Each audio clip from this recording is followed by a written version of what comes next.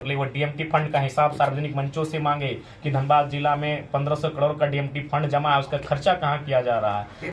स्वास्थ्य में लगातार दादा आपका सुधार हो रहा है कि नहीं, क्योंकि आपका लगातार देख रहे हैं दिनों दिन बढ़ता जा रहा है, खराब होता जा रहा है। डॉक्टर का एक ही कहना है, डॉक्टर भी मेरे बहुत अच्छे फैन हैं, मतलब समर्थक हैं, फैन कहना सही नहीं होगा, समर्थक है, मेरे विचारों को मानते हैं और मेरा समर्थन करते हैं। उन्होंने भी कहा कि तुम्हारी जो अवस्था है इतना मत मतलब सभाएं करो, नहीं तो थ्रोट कैंसर के चांसेस हो सकते हैं। दादा बीमारी क्या है आपका? देखिए बीमारी यही है कि जो 2 साल का स्ट्रगल सबसे पहला बात 4 घंटा, मैं अपनी तारीफ नहीं करूंगा, अगर होगा तो पूरे भारत में विश्व के इतिहास को देखिए कि शायद किसी पॉलिटिकल लीडर ने 4 घंटा भाषण दिया और बिना एक बूंद पानी नहीं। डुमरी की जो जनसभा थी, मैंने 3 घंटा 47 मिनट बिना पानी की बूंद पिए दिया था। यानी एवरेज हम 2.5 घंटा 3 घंटा अपना बात को रखते हैं सभा में, फिर मीडिया को कम से कम नहीं करने से भी 1 घंटा 1.5 घंटा चला जाता है, अलग अलग मीडिया को अलग अलग बयान जाता है। तो उससे क्या होता है कि एक एनर्जी जो कि आपको बोलने में बहुत ऊर्जा खपत होती है, और प्लस हम सोचते भी हैं सभा में आखिर इतना वर्ड्स कैसे आएगा। यानी आप मेरे साथ शारीरिक ऊर्जा और मानसिक ऊर्जा उस सभा में दोनों खपत होता है। हम अगला टॉपिक को मन में ही तुरंत सोचते हैं, यानी दिमाग मेरा 2 चलता है, एक बोल रहे हैं उस पर भी चल रहा है कि बोलना क्या है, शब्द गड़बड़ नहीं, और दूसरा कि इसके खत्म होने के बाद हम क्या बोलेंगे। यानी दिमाग भी स्ट्रगल करता है और शारीरिक, चूंकि जब आवाज आती है वो भले कंठ की आवाज है लेकिन वो नाभि से स्टार्ट होता है मेरी आवाज, यहाँ से हम जोर लगाते हैं। जब एग्रेसिव स्पीच देते हैं तो यहाँ से जोर लगाते हैं, जब यहाँ से जोर लगता है तो शरीर का ये दोनों पार्ट से जो पसली ना क्या बोलेंगे, इसका बहुत पेन करता है मेरा। इसके बाद थोड़ा सा पेन यहाँ होता है और ये गर्दन तो पूरा डैमेज है, खाना तो इसे पार ही नहीं होता है। और उसके बाद वो असर करता है आपका दिमाग में, क्योंकि यहाँ प्रेशर बनता है, माथा हिट हो जाता है, और फिर उसका असर आँख में होता है। यानी जो अभी हम हाल फिलहाल जाँच किए उसमें यहाँ का प्रॉब्लम था, आँख का प्रॉब्लम था, गला का प्रॉब्लम था, चेस्ट का प्रॉब्लम था, वो 7 प्रॉब्लम था। तो जयराम में तो रिसर्च कब करते हैं? दिन रात तो ये पब्लिक के बीच में ही नजर आते हैं, जो भी टॉपिक का जिस पे अभी जो भी मुद्दा उठाना होता है या जो भी बात करना रखना होता है, तो रिसर्च कब करते हैं? रात को जब 12-1-2 बजे 1-2 घंटा रिसर्च करते हैं, और जब सभा नहीं होता है उस दिन बहुत ज़्यादा समय रिसर्च में लगाता है। अभ्रक, बालू, यानी जो भी संसाधन है उनका इस प्रकार से वितरण हो कि एक आम व्यक्ति को भी उससे लाभ मिले। भगत सिंह कहते थे कि इंसान इतना गरीब नहीं होना चाहिए कि उसके कोई खरीद सके, और कोई इंसान इतना भी अमीर नहीं होना चाहिए, कोई इंसान इतना गरीब ना हो कि अपने आप को बेचे, और कोई इंसान इतना अमीर ना हो कि किसी को खरीदे। आज ये लोग बंधुआ मजदूर बन के हैं, यानी एक तरह से अपने आप का सौदा कर रहे हैं, अपनी ऊर्जा का सौदा कर रहे हैं, अपने ख्वाबों का सौदा कर रहे हैं, अपनी जिंदगी का सौदा कर रहे हैं, अपनी जवानी का और अपने आधे बुढ़ापे का ये लोग सौदा कर रहे हैं। ये अवस्था नहीं होनी चाहिए। इन प्रवासी मजदूर के साथ आप किस तरह से खड़े रहेंगे, क्योंकि ये लोग बहुत दूर दूर से लेकर आए हुए हैं, झारखंड के तमाम जिलों से आए हुए हैं, कैसे लोकतांत्रिक देश में सबसे पहला होता है आवाज बनना। आज के डेट में हम देखते हैं जो लोग आवाज उठाते हैं उन पर लोग झूठे मुकदमे डालकर अंदर कर देते हैं।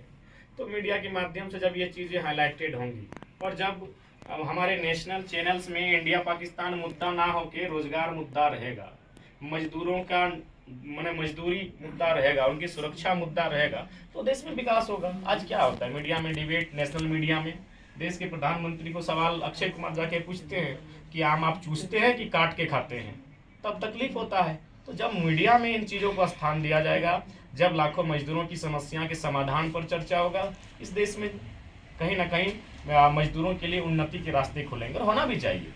मैं बार बार कहता हूँ कि कोई भी देश तरक्की तब नहीं करता है जब किसी उद्योगपति नाम ही लेता हूँ, माननीय अडानी, अगर माननीय अंबानी साहब, अगर उनकी पत्नियां 3 लाख की साड़ियां पहनती हैं तो देश को उन्नति नहीं मानेंगे। देश को उन्नति तब मानेंगे जब ये मजदूर जो हैं और इनकी पत्नियां, जब इस गठरी जो होता है, इन साड़ी में गठरी लगती है, उसमें अगर बाजार मूल्य को वहन करने का वजन होगा, उस गठरी में उतनी जान होगी कि मार्केट में जो भी घरेलू सामान है उसको खरीद सके बाजार से, तब ये राष्ट्र उन्नति वाला राष्ट्र माना जाएगा। नहीं तो आपके सारे वादे झूठे हैं। दादा मजदूर दिन भर काम करके आए हैं, थके हुए हैं, ऐसे में थके हुए अवस्था में रात में 10:30 बजे का समय और अभी सोने का समय है, फिर भी इनकी आंखों में चमक है। लाइव में भी हमारे साथ में सैकड़ों लोग जुड़ चुके हैं, आपकी बातों को सुन और लगातार नोटिस भी कर रहे हैं, क्या कहना चाहेंगे?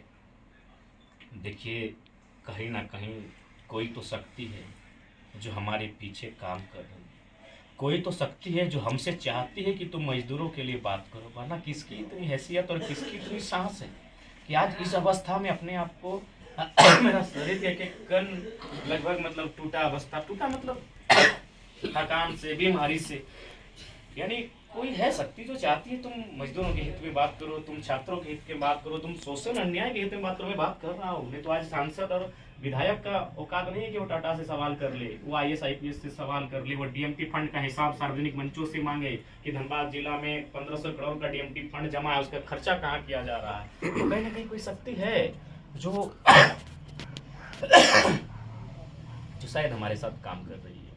यानी ये समय की मांग है। मेरी उत्पत्ति एकाएक अगर हुई है तो समय की मांग है। मेरी उत्पत्ति व्यक्तिगत के लिए नहीं है। अगर व्यक्तिगत होती तो मैं झारखंड में होता, किसी विधानसभा की तैयारी कर रहा होता।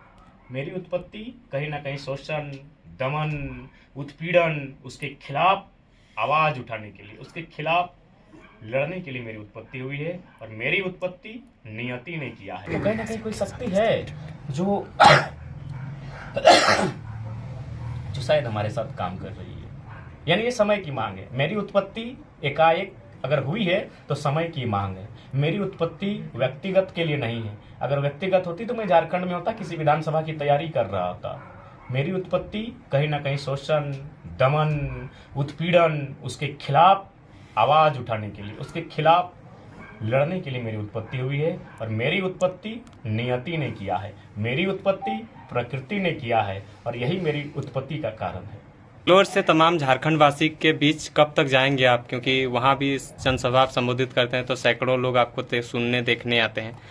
कब तक आइएगा उन्हें? बेंगलोर से आप झारखंड कब लौट रहे हैं? कल शाम को या परसों सुबह। सेहत ठीक अगर होता तो आज ही लौट जाते, लेकिन थोड़ा सा हॉस्पिटल आज गए थे। यहाँ संत जॉन करके कोई हॉस्पिटल है बेंगलुरु में।